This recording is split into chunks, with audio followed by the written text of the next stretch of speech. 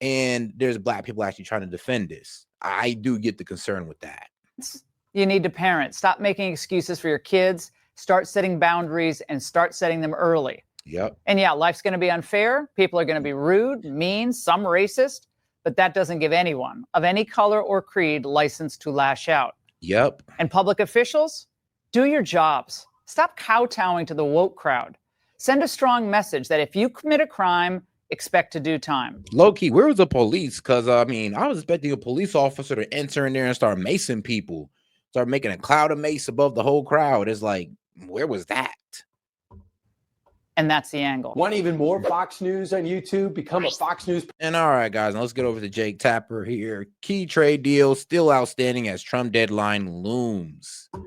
All right, now let's get over to the left side of media with Jake Tapper. We're now just 7 hours from Trump's trade deadline as countries are trying to make deals with the United States. And shout out to my man Vlad Steen coming in with another one. He says, whoop, here we go.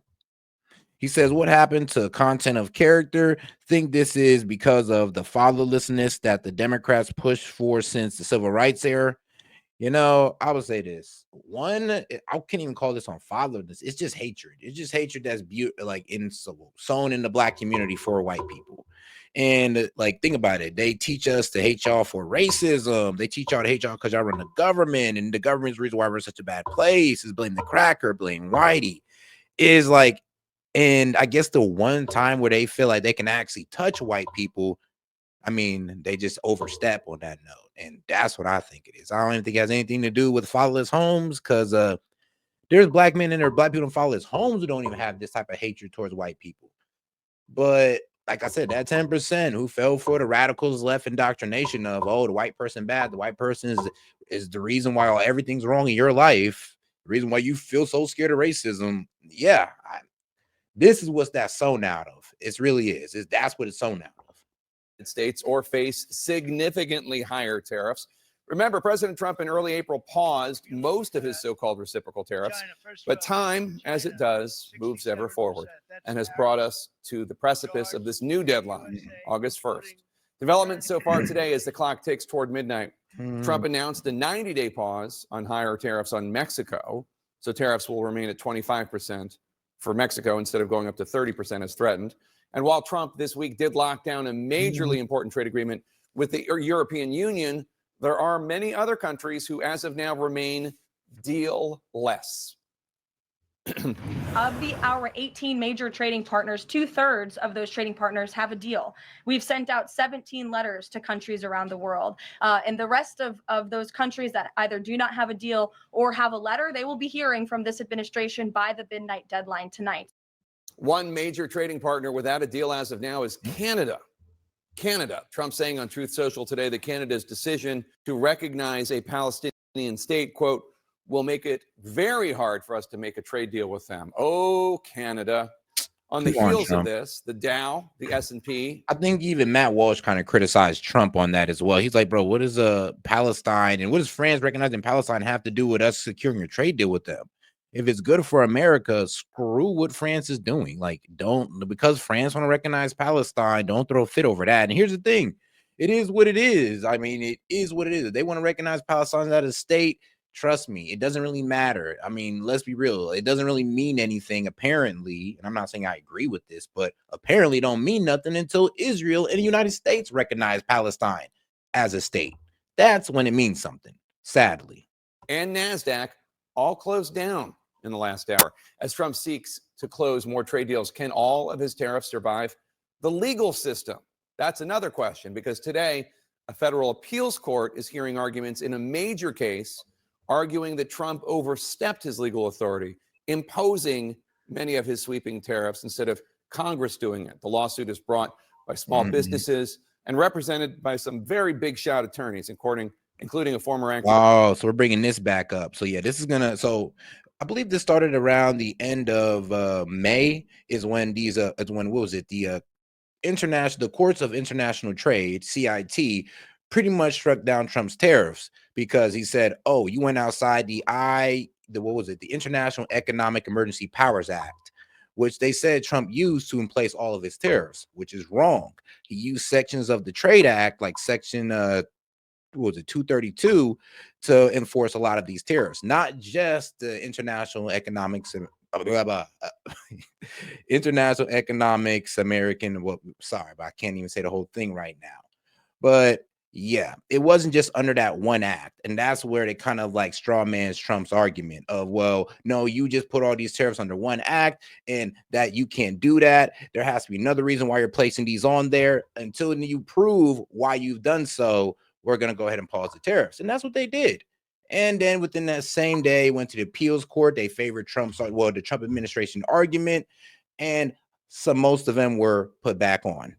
U.S. Solicitor General, who's going to join us in just a moment. But let's bring in CNN's resident tariff expert, Mr. Philip Manningly. Phil, walk us through what 11th hour trade deals could still happen before deadline hits. I think all eyes right now are on the Canada-U.S. relationship. Obviously, the president has made pretty clear that the optimism or any optimism for a potential agreement would seem to be minimal at this point in time. But with that 35% rate staring Canada in the face, officials say that there have been conversations between the two countries.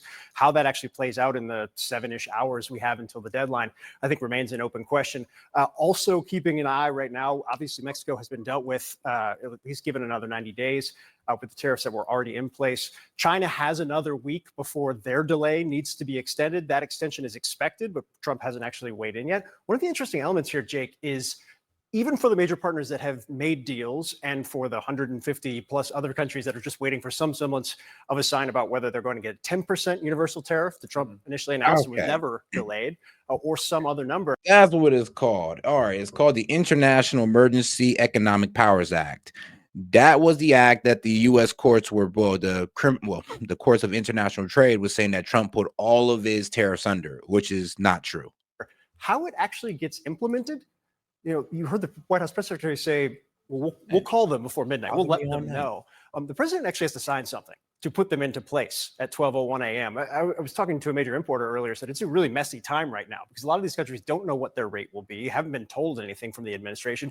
The rush of last-minute efforts to clinch deals with the president from delegations from. And the reason why, it's so funny. I mean, this how you know the Dems' logic kind of fail on tariffs are passed straight to the consumer. Why are countries worried about tariffs? No, really think about that, guys. Why are countries worried about tariffs if it all just gets passed down to the consumer? Why are they tripping out about it? Why are they asking for lower rates?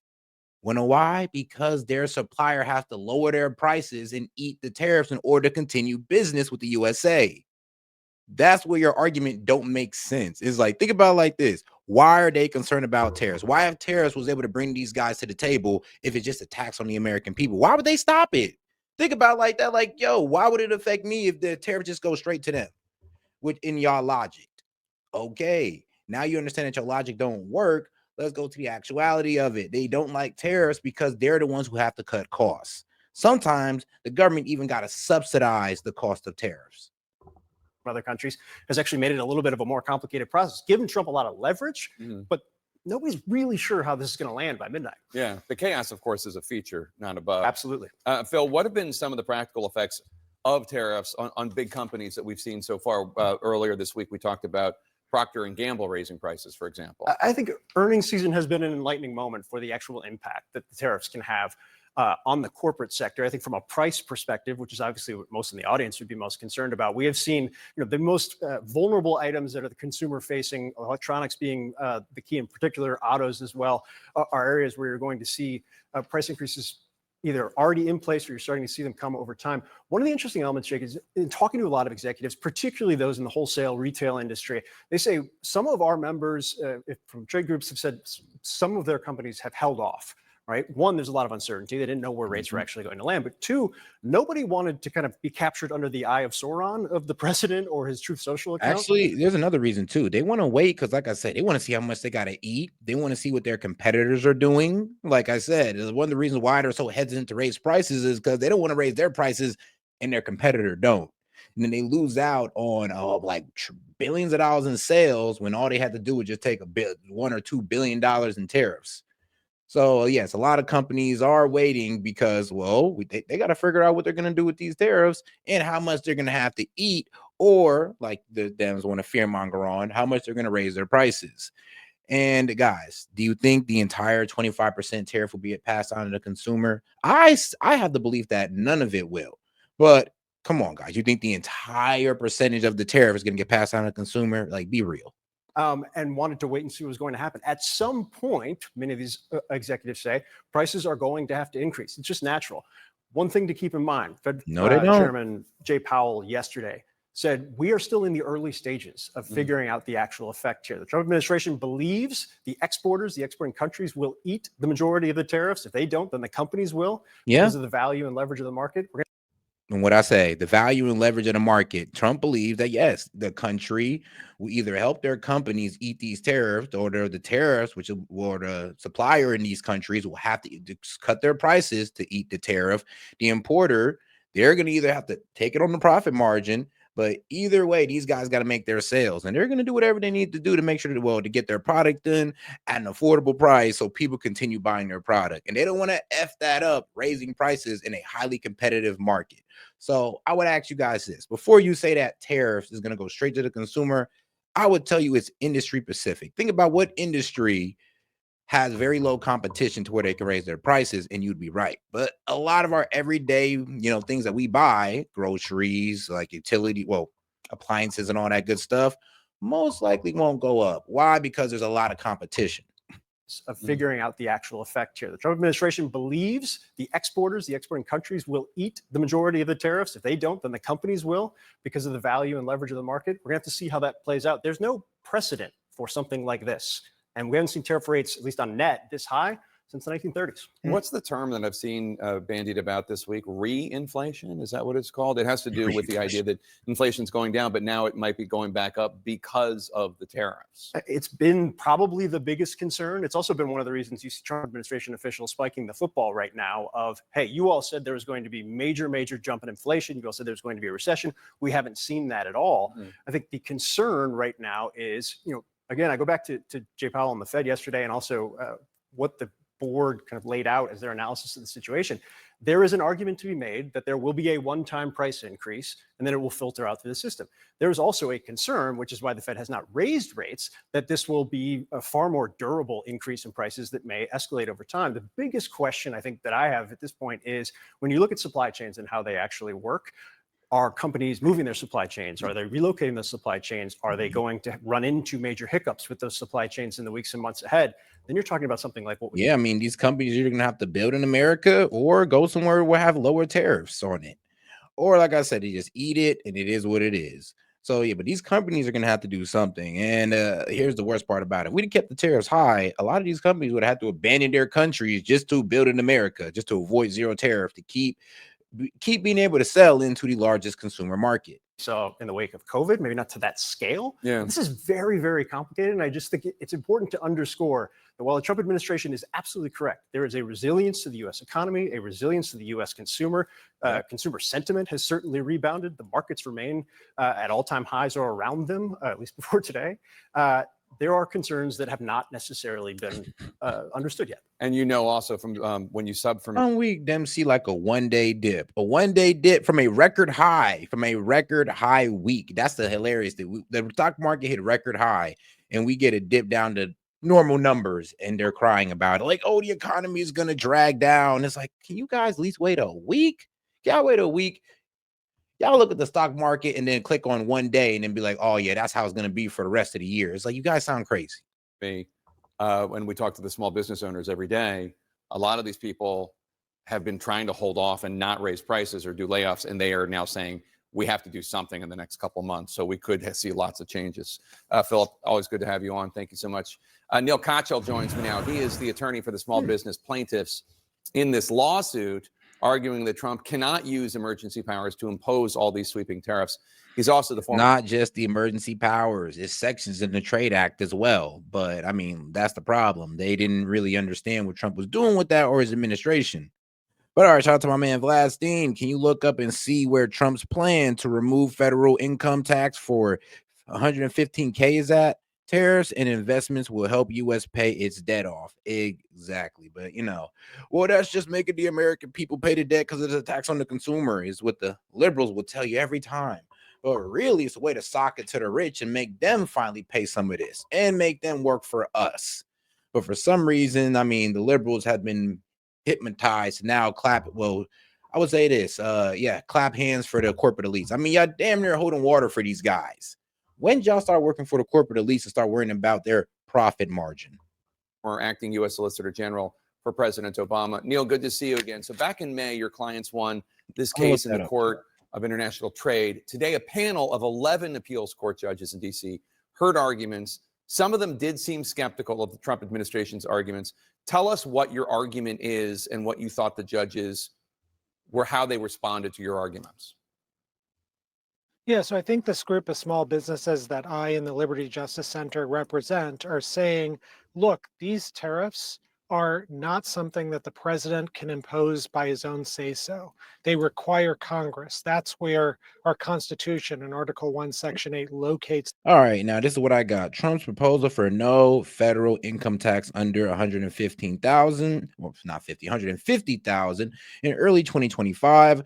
Commerce Secretary Howard Lutnick publicly stated that Trump's goal was to eliminate federal income taxes for individuals earning less than 150K per year. This proposal is aspirational and is tied to broader policy changes such as repealing payroll taxes and funding via tariffs, but no formal legislation establishing zero income tax for this income tier has been adopted yet.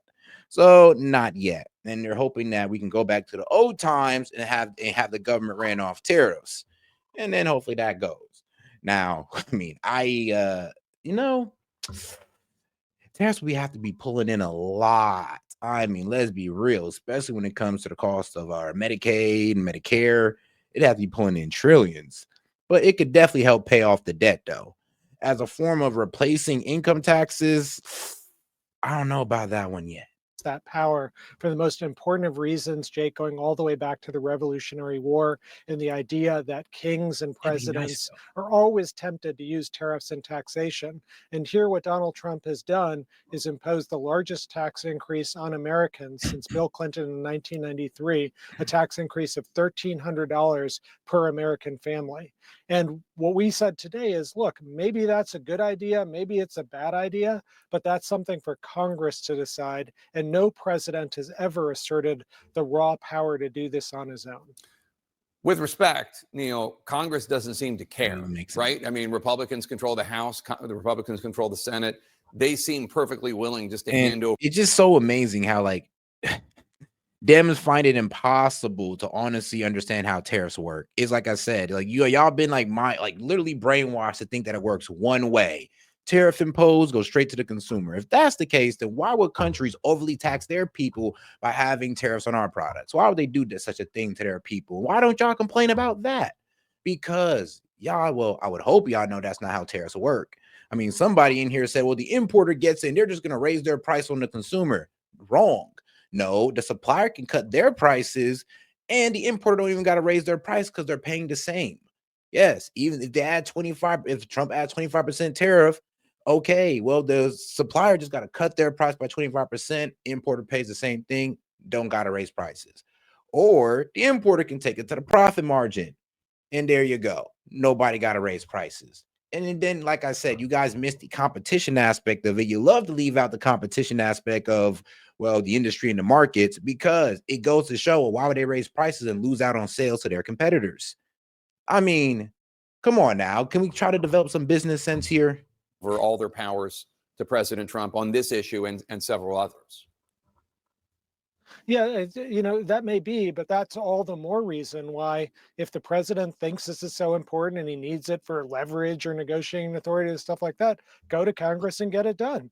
I mean, it's not like he's facing a Congress that's controlled by obstructionist Democrats or something. These are members of his own party, and yet he won't do it. Now, he tried in the first time he was president. And shout out Luna said, what would they say when it passes in court? Now, if you're talking about the, Trump's tariffs, because it does look like they're trying to take his tariffs to Supreme Court, which he's going to win that. He's definitely going to win because they, once again, straw man his argument. They said it was under this one act, but it was multiple acts that Trump was acting under to impose those tariffs, which his lawyers pretty much sent to the appeals court, and that's why the tariffs got put back on. Well, not all of them, but a good amount of them. So, yeah. Now, if we're talking about 150K in 150K, well, people who's making 150K below get no income tax. It's gonna be a minute. It's gonna be a minute. Hey, and shout out to Tavel. Hey, shout out my man. He says people are so fixed on short-term pain instead of looking at long-term gains. As someone from the poor class, we have been doing much better in the last few months than in 2022 and 2024 on a mechanic's pay. Hey, no, shout out. Hey, shout out to my dog. He said he's my old mechanic and a fellow Ohioan. To get such legislation, and it failed. And I think that tells you all you need to know, which is this legislation will fail. And so you had the Trump attorney today, Jake, in court saying, well, if Congress doesn't like these tariffs. And shout out to my man Hell Bad. He says, never forget, they count the amount they can't tax the average citizen as governmental spending. That's how these experts work. Yeah, never forget, they count the amount they can't tax the average citizen as government spending. Like, remember, read that carefully, because a lot of people don't understand that tax cuts, because they take less money from you, is damn near like they feel like they're giving money to you, which is government spending. So yes, tax cuts counts as government spending, which you should see how much tax cuts is incorporated in that 3.1 trillion in spending that the Dems are fear mongering on the big beautiful bill. It's like, you'd be surprised that a good amount of his tax cuts. They can pass a law to remove them, which is not the way our constitutional system works. I mean, President Truman tried that with the seizure of the steel mills in 1952. He said to the Supreme Court, well, if the Congress doesn't like it, they can pass a law. And the Supreme Court said, the Constitution requires Congress to act first, not the president. So the Trump Justice Department argues there's no basis for the courts to review Trump's emergency declarations. How do you respond to that? No. It's not Congress' job. Congress already gave legislation to the Trade Act and the International Economic Emergency Powers Act, I believe. Yes, they legislated that for Trump to use as well. I mean, all this Congress, all the acts that Trump is using was legislated by Congress. So Congress is complaining about its own laws. It's complaining about the power it already gave the president, maybe before they were in Congress, but it was done. Yeah, I mean, the very first line of my argument today, Jake, was the Trump administration's argument boils down to simply this: I can do whatever I want, whenever I want, for however long as I want, and the courts have no business reviewing what I'm doing. And, that might be the law of some other country. It's certainly not the law of the United States. The Trump administration also argues that the U.S. Supreme Court's recent decision tamping down universal injunctions by lower court judges means that the tariffs should not be blocked nationwide, even if tariffs are declared illegal. So what happens if Trump continues to lose the case in court, but he tries to use that logic to continue the tariffs until the U.S. Supreme Court, I guess, weighs in? Yeah. Yep. Yeah, that didn't really come up today. The Justice Department didn't push it, but I think for a good reason, because here, not just is this case brought by small businesses who, as I say, are really teetering on the edge because of these tariffs, but it was also brought by 12 different states.